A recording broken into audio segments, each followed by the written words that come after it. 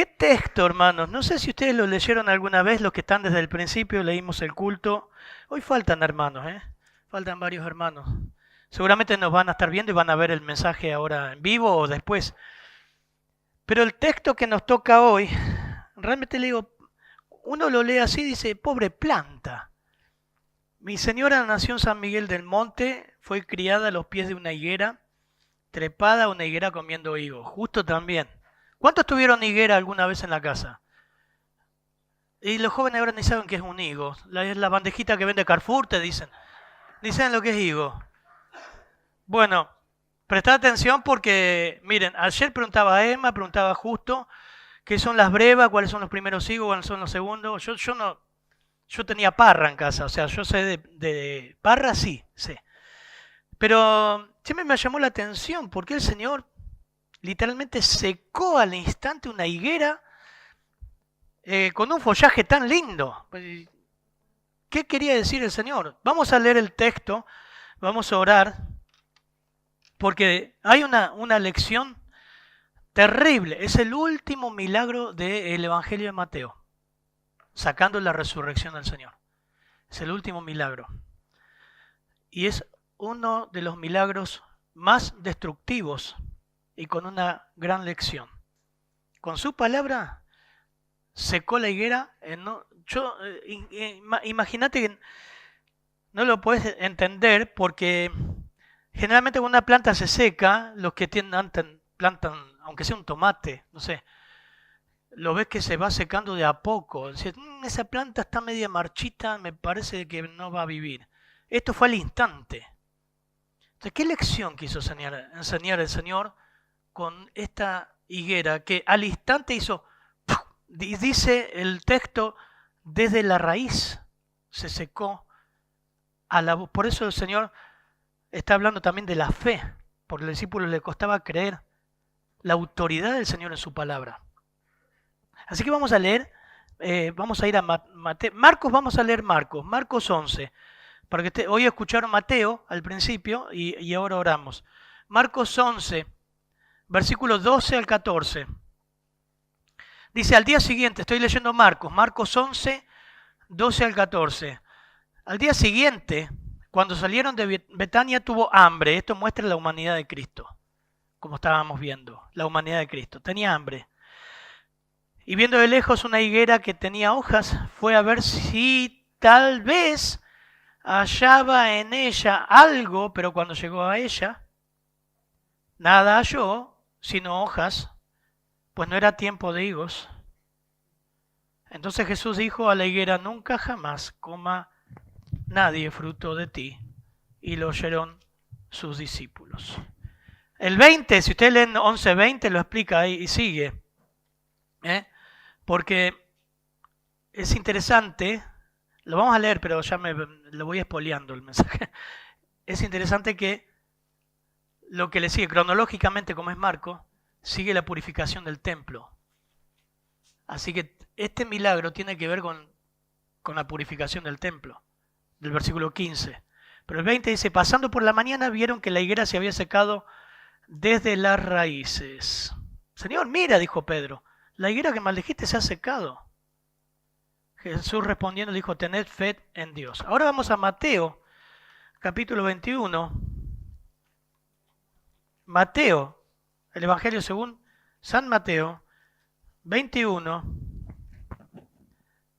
Dice, versículo 18, por la mañana, volviendo a la ciudad tuvo hambre, y viendo una higuera cerca del camino vino a ella, y no halló en ella sino hojas solamente, y le dijo, nunca jamás nazca de ti fruto.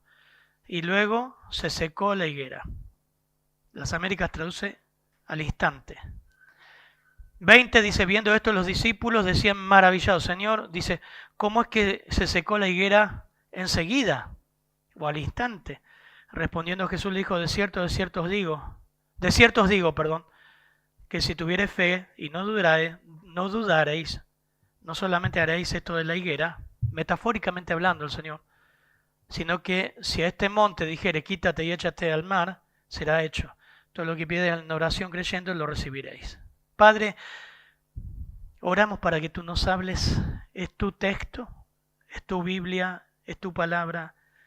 Que tú hables a cada corazón nuestro, de los que están escuchando, y podemos entender, Señor, el sentido del texto, la profundidad, Señor. Ayúdame a mí, instrumento de barro, Señor, que pueda explicarlo bien. Simplemente eso. Y tú usa el texto como quieras, Señor, en tu voluntad. Tu palabra dice que nunca vuelve vacía. Vas a hacer algo en los que están escuchando. O escuchen en la semana o en otro momento. Qué privilegio, Señor, dar tu palabra. En tu nombre oramos. Amén, Señor. Amén. Esta historia se registra solamente en Marcos y Mateo. Mateo lo trata en forma temática, Marcos en forma cronológica. Algunas variaciones en esta historia es que Mateo nos dice que fue por la mañana, mientras que Mateo al día siguiente, pero el Señor volvía al día siguiente por la mañana. No son contradicciones, son complementos. Según Mateo, el Señor vio la higuera cerca del camino, pero Marcos nos dice que lo observó a la distancia. Se complementa. Ahora vamos a ver eso. De lejos vio la higuera. Solo Marcos presenta el detalle de que Jesús fue a ver si quizás hallaba algo en ella. Pero en ambos evangelios armonizan en lo que el Señor dice a la higuera. Mateo es el único que muestra el detalle de que comenzó a secarse de inmediato, al instante. ¿Cuáles son las 3 lecciones que sacamos de esta historia? Son también las acciones, lo que el Señor hace. La primera acción o primera lección la encontramos en el versículo, miren, 12 y 13 de Marcos. Dice que, y viendo de lejos una higuera que tenía hojas, fue a ver si tal vez hallaba algo. Marcos 11 y 12. Mateo 18 dice, cuando regresaba a la ciudad tuvo hambre y al ver una higuera. Si complementamos los dos, nos dice que al verla desde lejos. Primer gran lección para nuestra vida y para examinarnos es que siempre Dios mira desde lejos. No necesita acercarse mucho. Dios mira. El Señor, atraído por el follaje de esta planta, se acercó para buscar frutos. Si bien él tenía omnisciencia, muchas veces la información que tenía también era total y natural en su humanidad. Se acercó, pero también la vio desde lejos. Esta planta atraía por su follaje. Realmente los que tienen higuera, mi hermana tiene una higuera en la casa, tiene un follaje impresionante, pero yo siempre la vi tenía higuitos chiquitos o higos grandes, pero las hojas son enormes y el follaje es impresionante, hasta el piso cae, no sé si toda se llena. Y a mí lo que me llama la atención, hermanos, es que como empiezan ambos textos, que regresaba a la ciudad, que cuando salieron de Betania miró. Dios miró. Primera acción, miró. En Lucas, hoy lee la hermana Ruth, Lucas 13, 6 al 9, el Señor usa varias veces la figura de la higuera como metáfora. Miren en Lucas 13, 6 al 9, lo lee Ruth. Lucas 13, sí, por favor, 6 al 9. Dijo también esta parábola. Tenía un hombre una higuera plantada en su viña, y vino a buscar fruto en ella y no la halló. Y dijo al viñador, he aquí, hace 3 años que vengo a buscar fruto en esta higuera, y no lo hallo. Córtala. ¿Para qué inutiliza también la tierra? Él entonces, respondiendo, le dijo, Señor, déjala todavía este año, hasta que yo cabe alrededor de ella y la abone. Y si diere fruto, bien, y si no, la cortarás después. Creo que el factor común en toda historia de las higueras es el fruto. El fruto. Y lo primero que hace el Señor es que mira. detiene la mirada en esa planta, la ve desde lejos para ver si hay fruto. Y eso esa característica de Dios, hermanos, la vemos en todas las escrituras. Dios mira desde los cielos. Dios mira todos. Salmo 14:2 dice: Jehová miró desde los cielos sobre los hijos de los hombres para ver si había algún entendido que buscara a Dios. Dice versículo 3 del Salmo 14. Todos se desviaron a una, todos se han corrompido, no hay quien haga lo bueno, no hay ni siquiera uno. Dios miró desde los cielos, desde siempre. La palabra mirar ahí en este salmo habla de mirar a través, o una mirada que atraviesa el corazón humano. Entendido habla derecho. Y dice, a ver si hay alguien que busque a Dios. La idea de buscar es de indagar, que busque con interés. No hay ninguno. La Biblia muestra que el hombre no puede buscar a Dios, porque no le interesa, porque está muerto. No quiere buscar a Dios, porque está muerto. No hay ninguno que busque a Dios por sí mismo, que tenga interés realmente en el Dios eterno, santo, santo, santo. Pero nada escapa, nada está escondido de la mirada que escrutina el corazón de los hombres de Dios. Salmo 10:13 nos dice lo siguiente: ¿por qué desprecia el malo a Dios? Hablando del malo. En su corazón ha dicho, tú no lo inquirirás. La gente piensa eso, Dios no sabe. Tú no me pedirás cuenta. El incrédulo piensa eso, ¿no? Y a veces el creyente podemos pensar que Dios no nos va a pedir cuenta. Dios no sabe. Salmo 50 es interesante, me puse a leer todos los salmos esta semana, me encanta. Y miren Salmo 50, versículo 16, cuando Dios reprende a Israel, del 16 al 23, es interesante, ¿no? Porque nosotros hacemos una imagen de Dios a nuestro antojo. Y el salmista, aquí, Asaf, dice lo siguiente, de Salmo 50, versículo 16. El malo dijo a Dios, Salmo 50, 16. ¿Qué tienes tú que hablar de mis leyes? Pero al malo dijo Dios, ¿qué tienes tú que hablar de mis leyes y que tomar mi pacto en tu boca? Pues tú aborreces la corrección y echas a tu espalda mis palabras, no te importan mis palabras. Si veías al ladrón, tú corrías con él. Y con los adúlteros era tu parte. Tu boca metías en el mal. Tremendo este salmo. Y tu lengua componía engaño. Tomabas asiento y hablabas contra tu hermano. Interesante, ¿no? Eso a veces puede pasar en una congregación también. Contra el hijo de tu madre ponías infamia, lo que hace la lengua, ¿no?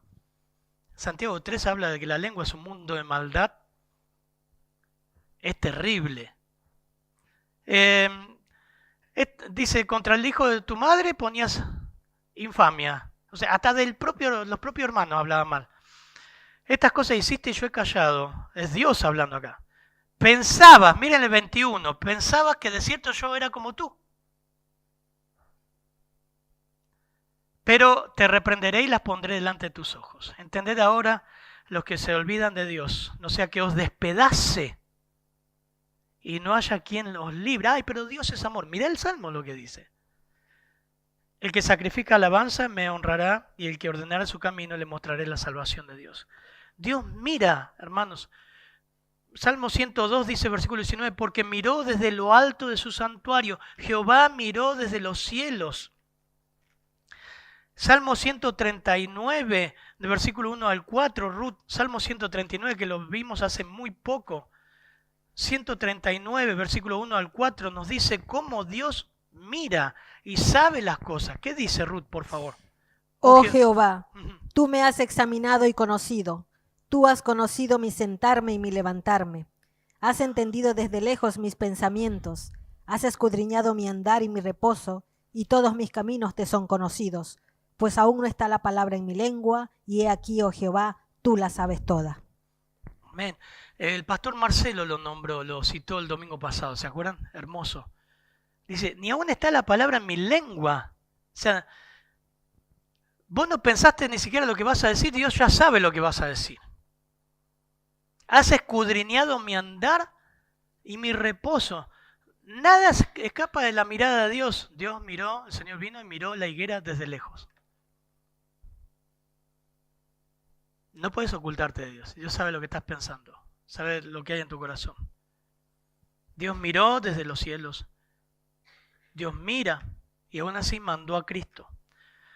En Génesis, no lo busquen, Génesis 8:21 dice, Dios sabe que el intento del corazón del hombre desde su juventud es malo.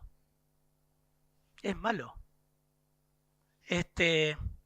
Luego del diluvio lo dijo y anteriormente había dicho que la tierra estaba corrompida. Total. Él miró desde los cielos. Gran lección de este pasaje. Dios miró esa higuera. Y ahora miren lo que hizo. Buscó. Buscó fruto. Versículo 13, por favor, de Mateo 21.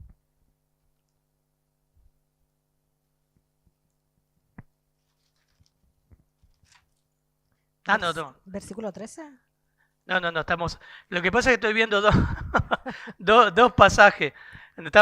Vamos a ver en Mateo, se me pasó, Mateo 21, versículo 18, perdón, estoy viendo dos pasajes. Por la mañana, volviendo a la ciudad, tuvo hambre. Bien, ¿y el siguiente? Y viendo una higuera cerca del camino, vino a ella y no halló nada en ella, sino hojas solamente, y le dijo, nunca jamás nazca de ti fruto, y luego se secó la higuera. Bien, viendo una higuera cerca del camino, vino a ella y no halló nada, sino hojas. El Señor que buscaba frutos. ¿Por qué? Porque tenía hambre. Buscaba frutos. Eso es lo que me costó entender de la pobre higuera, ¿no? Porque uno dice, no era el tiempo de higos, dice Marcos, versículo 13. No era tiempo de higos. ¿Por qué se secó? Bueno, es interesante, que ayer hablábamos con Justo y con mi esposa. Mira lo que dice según la geografía de Israel. En la región que Marcos se refiere aquí, los higos tempranos o más pequeños que nacen el año anterior comienzan a aparecer a fines de marzo y maduran en mayo o julio. Los higos más tardíos o más grandes que salen de los vástagos nuevos o primaverales se recogen en agosto y octubre, más o menos como me decía. O sea, lo que nos interesa saber es que los primeros higos salen simultáneamente con las hojas. Y hasta preceden a las hojas. El Señor debería haber encontrado higos, no para cosecha, pero ya tendría que haber higos. Aunque no era la fecha para cosecharlos, ya tendría que haber algún higuito para comer. Qué lindo. Yo nunca desayuné higo a la mañana, no sé qué será y qué hará, pero debe ser riquísimo. Los higos son riquísimos. Se comen en la planta natural. Yo lo he comido siempre frío, bien frío. Pero el Señor estaba buscando fruto. Y ahí se acercó y corrió las hojas de la higuera. No había nada. Nada. O sea, una planta que prometía mucho, pero no daba nada. No había muchas hojas, mucho follaje. El aspecto era hermoso, pero no había fruto. Interesante. Era una planta que solamente mostraba apariencia, pero no había fruto. ¿No es eso lo que busca el Señor en nuestra vida? Continuamente. Que nos lleva a examinarnos.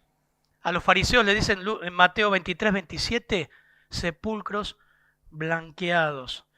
Todo era apariencia por afuera, limpito, pero por adentro estaba todo lleno de porquería, inmundicia, un cuerpo descompuesto, apariencia. El Señor varias veces los confronta a los líderes de Israel como una apariencia religiosa. Era solamente apariencia. Santiago capítulo 2 habla de eso también. Santiago 2, 14 dice, hermanos míos, ¿de qué aprovechará si alguno dice que tiene fe y no tiene obras?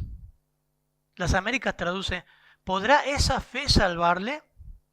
Y si un hermano o una hermana están desnudos y tienen necesidad de mantenimiento de cada día, y alguno de vosotros dice, id en paz, calentados y saciados, pero no le dais las cosas que son necesarias para el cuerpo, ¿de qué aprovecha? Santiago confronta con un caso hipotético, seguramente era real, porque Juan también lo confronta, que muchos hablaban de tener fe, muchos decían ser creyentes. Hoy en día te dicen, sí, yo soy creyente, vengo de chiquitito a la iglesia, mi mamá me crió de chiquitito en la iglesia. Pero no hay fruto. Primera de Juan 2:3, no lo busquen, yo les leo varios pasajes, pueden anotar la cita. Yo lo tengo todo impreso acá. Y en esto sabemos que nosotros le conocemos si guardamos sus mandamientos. El que dice, otra vez, ahora Juan, el otro era Santiago, dice, yo le conozco y no guarda sus mandamientos, el tal es un mentiroso y la verdad no está en él. Pero el que guarda su palabra, en ese se ha perfeccionado el amor de Dios. Primera de Juan 3:8 dice, el que practica el pecado es del diablo, porque el diablo peca desde el principio. Para esto apareció el Hijo de Dios, para deshacer las obras del diablo. Todo aquel que es nacido de Dios no practica el pecado. No dice no peca, dice no practica el pecado. No es algo habitual, no es algo que se siente cómodo en hacerlo. Bueno, Mateo 7:21 dice, no todo el que me dice Señor, Señor, entrará en el reino de los cielos, sino el que hace la voluntad de mi Padre. Follaje, es follaje, solamente hojas sin fruto. Entonces la segunda lección que vemos en este pasaje es que el Señor mira desde lejos y a la vez mira de cerca, porque ve nuestro corazón y corre las hojas a ver si hay fruto. Hermanos, podemos tener hojas de religioso. Puedes dar una excelente lección en la escuela dominical, vestirte como creyente y venir. Tus hojas quizás puede ser que mi mamá me enseñó el evangelio y yo de chiquitito soy creyente. Tus hojas puede ser una conducta acá en la iglesia y otra vida afuera. Tus hojas puede ser que, no digo por los chicos, es un ejemplo, cantás muy lindo o cantás muy lindo, pero en realidad lo que vos cantás acá no es una vivencia. Acá Mateo 21 dice que muchos me dirán en aquel día, Señor, Señor, en tu nombre predicamos. Por eso nos debemos examinar, hasta el pastor, hermanos, hasta el pastor se debe examinar. Pero está en tercera persona del plural. Mateo 7:21, tercera persona del plural. Muchos me dirán en aquel día, predicamos, echamos fuera demonios, hicimos muchos milagros. Y yo le declararé, nunca lo conocí, eran follaje nada más, eran hojas. ¿Qué encontraría el Señor si corre las hojas el domingo a la tarde y te saca la hoja de la alabanza, la adoración, la lección, el servicio? ¿Qué encuentra? Yo encontré hay por lo menos 6 evidencias de haber nacido de nuevo. Les leo rápido. Hay 6 evidencias de haber nacido de nuevo. Que Dios nos guíe, hermanos. 6 evidencias. Tocando todo lo que hemos visto en Fundamento de la Fe, un resumen. Primero, falta de arrepentimiento. El arrepentimiento es un componente esencial del nuevo nacimiento. El arrepentimiento constante, porque está en presente continuo, cada vez que habla de creer y arrepentirse. El creyente verdadero se vive arrepintiendo. Si confesamos nuestros pecados, Él es fiel y justo para perdonarnos y limpiarnos toda maldad. El arrepentimiento es un componente esencial del nuevo nacimiento. Si no has experimentado un cambio genuino, metanoia, un cambio genuino en tus actitudes y acciones, es posible que no hayas experimentado el arrepentimiento genuino.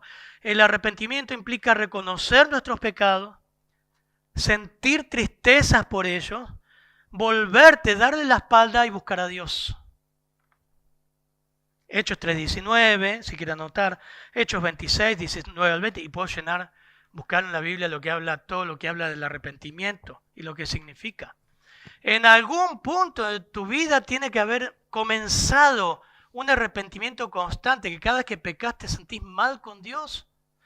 2, ausencia de fruto espiritual, lo que estamos viendo. Pero miren esto, el nuevo nacimiento produce un cambio visible en la vida de una persona. Si no hay crecimiento espiritual, una transformación de carácter, si no hay una manifestación del fruto del Espíritu, es probable que no hayas experimentado el nuevo nacimiento. ¿Cuál es? Amor, gozo, paz, paciencia, benignidad, bondad, fe, mansedumbre, dominio propio. Contra tales cosas no hay ley. Es algo que lo hace Dios. ¿Hay frutos de un carácter cambiado? O sea, no el pastor y la gente acá, el hermano que acá le venís tan lindo, el vestidito, con la corbatita, con el saco, ¿no? Dice, qué lindo creyente, qué bueno, parece tan bueno, y es un demonio en la casa. Y con tu familia y con la gente, ¿no? Hay frutos, o sea, la gente te ve, hay algo distinto, hay algo. No es perfecto, pero algo cambió en él. Como mostraron los muchachos del bautismo, ¿no? ¿Vieron que los confronté con la familia? Ustedes van a ver, les dije a los papá y mamá, ¿no? Ustedes van a ver si Gabriel realmente se convirtió. Porque Gabriel va a pasar a ser un estorbo en su familia. Porque él va a agradar a Dios. ¿Hay fruto? ¿Hay ausencia de fruto espiritual? ¿O hay fruto que los hace Dios en nuestro carácter? Es anormal. Amás a la persona que te hizo mal. Sos bueno con las personas que son malas. Tenés paciencia cuando tendrías que estar desesperado. Fruto espiritual lo hace Dios, no es algo humano. Si no ocurre eso, no hay un carácter que comenzó. Falta de amor por los demás. Tercera evidencia de haber nacido por Dios, haber nacido de nuevo.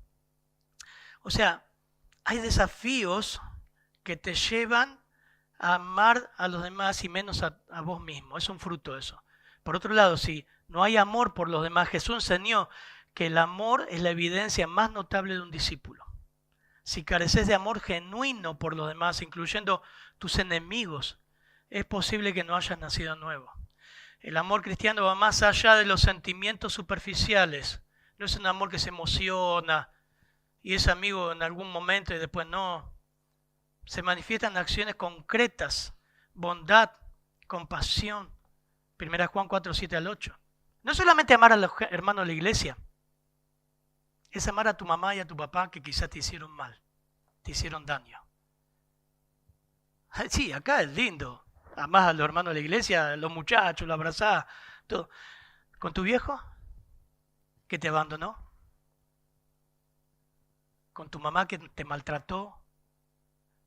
¿Con las personas que vos decís, esa persona no la puedo perdonar? ¿En serio? Falta de amor por los demás. Jesús habló, ¿no? Que es fácil amar a los que nos hacen bien, pero el verdadero amor ama al enemigo. Y ahí se ve evidencias de salvación, falta de amor por los demás. Repito, debemos amar a nuestros hermanos, pero es fácil. Bueno, a veces, a veces, ¿no? Hay hermanos que son más difíciles soportándose en amor unos a otros. Hay hermanos que, digamos la verdad, hay hermanos. Y cuando más viejos nos hacemos nos ponemos más difíciles, rezongones. Y bueno, hay que amarlo igual. Pero el tema es afuera, hermanos. Dice en la historia que la iglesia primitiva era reconocida por eso, ¿no? Dice, mira cómo se aman unos a otros, decían los gentiles. Persistencia en el pecado, otra evidencia de que no sos salvo, de que no has nacido, que no hay fruto. Persistencia en el pecado. Por otro lado, un fruto, en contraste, una parte positiva. En cuarto lugar, un verdadero fruto de haber nacido nuevo es lucha constante, lucha, miserable de mí, otra vez con este pecado, luchando. Pero por otro lado, la parte negativa, el nuevo nacimiento implica un cambio radical en nuestra relación con el pecado. Si persistís en prácticas pecaminosas, sin remordimiento, ni luchas contra ellas, demostrás que no has nacido de nuevo. El Espíritu Santo trabaja en nosotros para vencer el pecado y para vivir una vida santa. Falta de arrepentimiento, ausencia de fruto, falta de amor, persistencia en pecar. Que es rutinario, ¿viste? O sea, no ves que haya lucha en esa persona, lo toma normal. ¿Entendés? Eso es terrible. Solamente son evidencias para evaluarnos y evaluarte si estás escuchando esto en algún momento. ¿Cómo sé si soy salvo? Fíjate si alguna de estas están en tu vida. En quinto lugar, falta de interés en la palabra de Dios. ¿Cómo sé si es un semáforo en rojo? Si ves que no le interesa. Lo podés mandar 1000 veces y hacer concurso bíblico. El tipo te lee la Biblia para el concurso, después no la lee más. Se ganó la Biblia, después chao, ¿viste? No le interesa. La palabra de Dios es vital para el crecimiento espiritual. Pedro dice, desea como niño recién nacido la leche espiritual no adulterada para que por ella crezcáis para salvación. Un bebé va a saber cuando nazca el chango, come y va a haber que comprarle leche. Y esa bestia va a comer, me parece. Los varones son de comer mucho. Y lo primero que va a necesitar es leche. Es normal. Si vos nacés de nuevo, Pedro pone ese ejemplo, lo primero que querés es leche espiritual. Querés leer. Se me gustó de los chicos porque estamos leyendo con los hombres y me mostraron que ya leyeron casi todo el libro, aparte de la Biblia, ¿no? Yo sé, qué lindo el primer amor. Qué lindo el primer amor. Y vos decís con otros, dices, muchacho leyó y pasa, ¿viste? Me acuerdo cuando conocí al Señor, empecé leyendo Apocalipsis, todo lo leí. Me agarró un miedo, estaba en la colimba. Digo, ¿qué es esto? Hasta que tuve la orientación de un maestro que me dijo, no, empezar leyendo Juan, lee así. Hasta que fui a Monte, me ordenaron, me discipularon. Pero tenés hambre de leer. Si no ocurre eso, algo no pasó. Quizás no naciste de nuevo. Falta de interés en la palabra de Dios. La nueva naturaleza en Cristo anhela la palabra de Dios.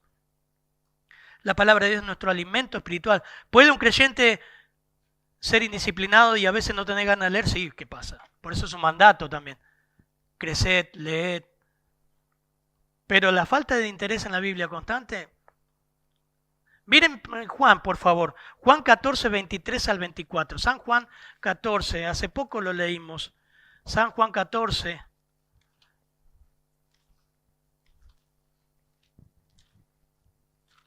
...23 al 24, Ruth, por favor. Respondió Jesús y le dijo, el que me ama, mi palabra guardará. Ahí está. Y mi Padre le amará, y vendremos a él y haremos morada con él. El que no me ama, no guarda mis palabras. Y la palabra que habéis oído no es mía, sino del Padre que me envió. Mira, solamente un poquito de sentido común. Lee el texto, mira. El que me ama, lee la Biblia y guarda. Hay una condición que se presenta, hay una consecuencia, hay un contraste en versículo 24, el que no me ama, no guarda, no le interesa. Falta de interés por la palabra de Dios es una evidencia de no haber nacido nuevo. Y por último, ausencia de comunión con Dios y ausencia de comunión con su pueblo.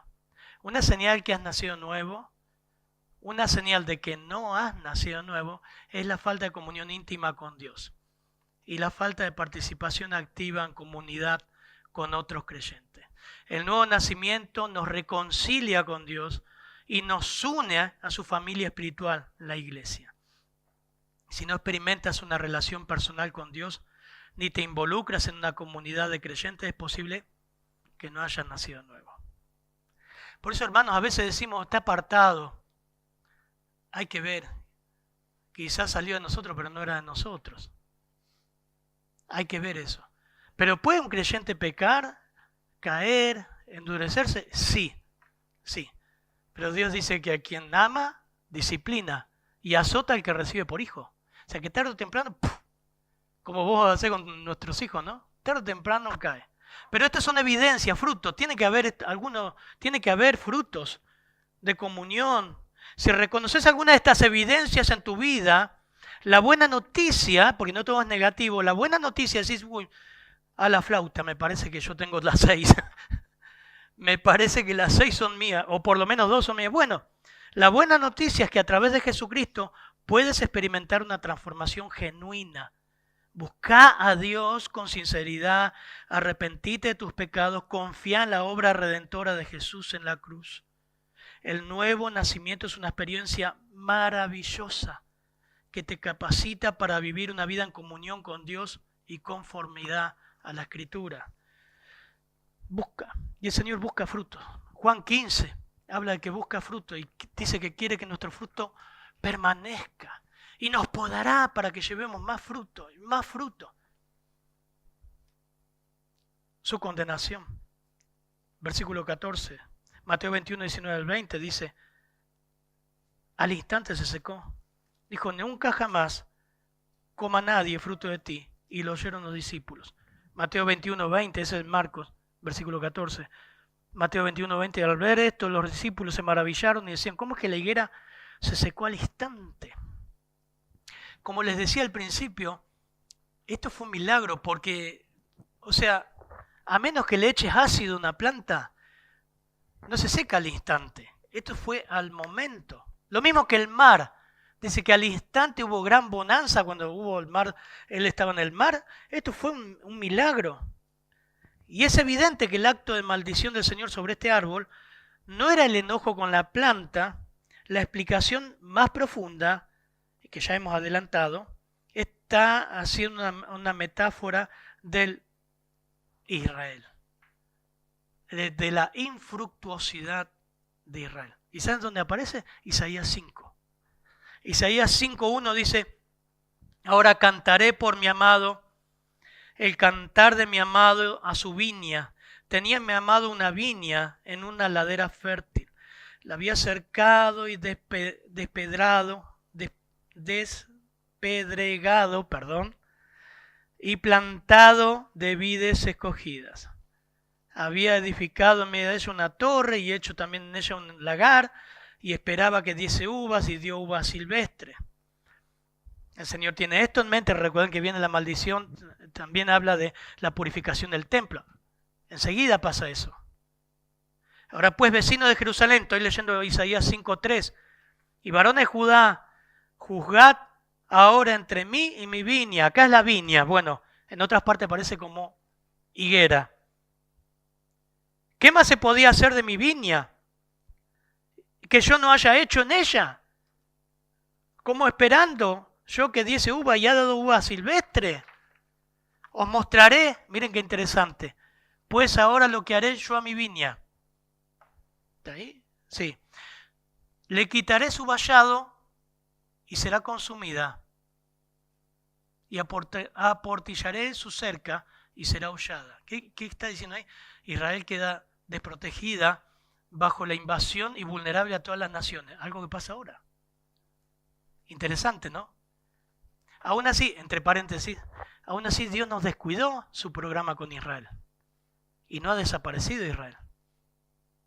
Es la niña de sus ojos. Pero, permítame terminar, haré que quede desierta. No será podada ni cavada, y crecerán el cardo y los espinos, y aún a las nubes mandaré que no derramen lluvia sobre ella. Está hablando el Señor de la maldición de Israel. Ciertamente la viña de Jehová de los ejércitos es la casa de Israel. Y los hombres de Judá planta deliciosa suya. Esperaba juicio y aquí vileza. Justicia y aquí clamor. Esperaba fruto de Israel. Y no ocurrió.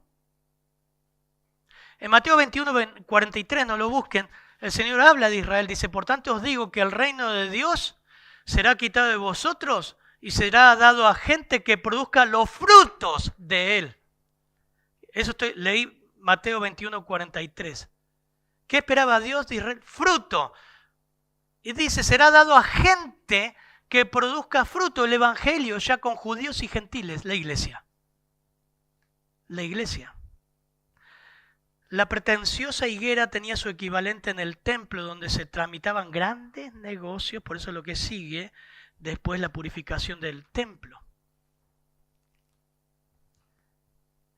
El Señor con esto estaba presidiendo la caída de Israel. No que Dios terminaría con los judíos, sino que ahora su programa de salvación se extendería a gentiles y judíos que traerían frutos al Señor. Pero no terminó con Israel, Cuidado.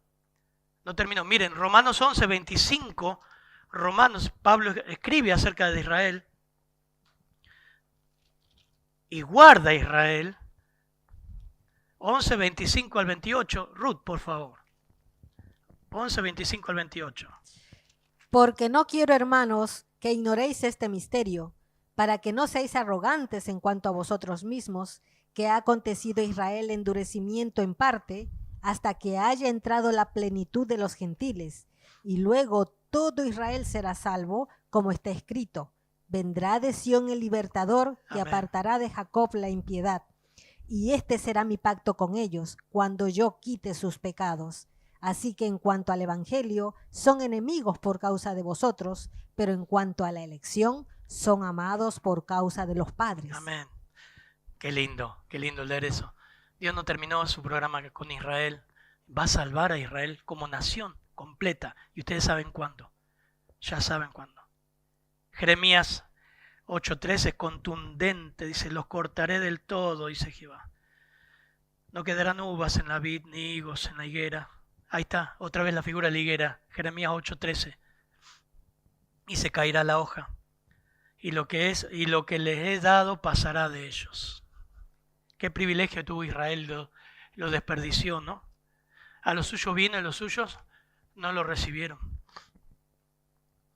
Este evangelio registra 18 milagros. La maldición de la higuera es el último, sacando la resurrección del Señor. No solo es el último, sino es totalmente destructivo, contundente, muy fuerte, y nos deja una gran lección. Dios busca fruto en Israel, Dios busca fruto en nuestra vida. Tengamos cuidado, si estás yendo a una iglesia por años, pero nunca tu vida fue quebrantada, cambiada, transformada, por ahí hace 20, 30 años que vas a una iglesia, tu vida es igual a la de cualquier vecino. Nunca evidenciaste frutos de arrepentimiento genuino, no eres salvo. Si el pecado es algo común en tu vida, no hay temor de Dios, ese es un fruto también. Temor de Dios, no eres salvo. Por eso, hermano, dice, examinaos, Pablo termina en 2 Corintios 13:5, examinaos a vosotros mismos si estáis en la fe, probaos a vosotros mismos, pruébense. ¿Qué está deteniendo tus frutos? Quizás como creyente decís, bueno, pastor, yo me analizo, me he examinado y soy salvo, pero quizás algo está estorbando, como vimos con los muchachos, como dice Hebreos, ¿no? Pecado, peso, algo está estorbando que no está dando buen fruto. Necesita abono la tierra, hay que dar vuelta a la tierra, mejorar un poquito, un poco de hierro, un poco de abono, y eso lo hace la palabra de Dios. Tu vida no está dando el fruto que tiene que dar. Quizás la falta de confesión al Señor. No estás teniendo comunión con Dios. Te hablo a los creyentes que saben que son creyentes. Falta de amor, apatía, toda una rutina rápida, y no pensás en otro, en dar un folleto, en orar por un hermano. Falta leer la Biblia, pecado. Falta de comunión con Dios, con su pueblo. Siempre hay un momento para examinarnos cómo está. Y a veces Dios permite las pruebas, las presiones, para continuamente examinarnos. Y Dios nos prueba para que llevemos más fruto todavía. Amén. Vamos a orar. Y si quizás te diste cuenta que esta es un común en tu vida y te estás dando cuenta y dices, la verdad, yo vengo a la iglesia y creo que no soy salvo o no soy salva. Bueno, amén. Este es el momento. Entrega tu vida al Señor con todo el corazón. Ya sabes el evangelio. Hacelo, rendite, humillate. Señor, perdóname. Sé que moriste por mí en la cruz. Quiero que seas mi Salvador. Creo que lo mío fue una profesión de labios, no fue verdad. Hacelo ahora, si estás escuchando esto. Has ido a la iglesia por años, has bailado en la iglesia, tocado la pandereta, saltado.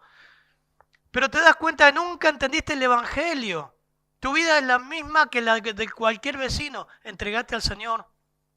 Empezá a leer la Biblia. Congregate en una iglesia que enseñen el Evangelio, porque llegará el día que el Señor dice, nunca te conocí, nunca te conocí, aunque haya sido una iglesia.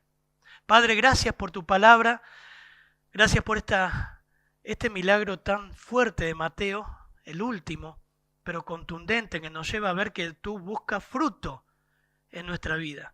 Y no queremos ser infructíferos, queremos dar frutos de un carácter, frutos de almas, Señor, frutos en la oración, el fruto de tu espíritu en nuestra vida, Señor, fruto de confesión, de comunión, de empatía, de amor con las personas. Oramos, Señor, gracias por todo lo que has hecho. Y aún los textos que parecen difíciles, Señor, tienen un propósito en nuestra vida. Examinarnos, Señor. No seguir corriendo, Señor, solamente trabajando, ganando dinero, sin olvidar que acá estamos haciendo fruto para ti y que esas coronas o frutos un día los presentaremos a tus pies en el cielo, Señor. Oramos que tú nos guíes, Señor. En tu nombre, amén, Señor.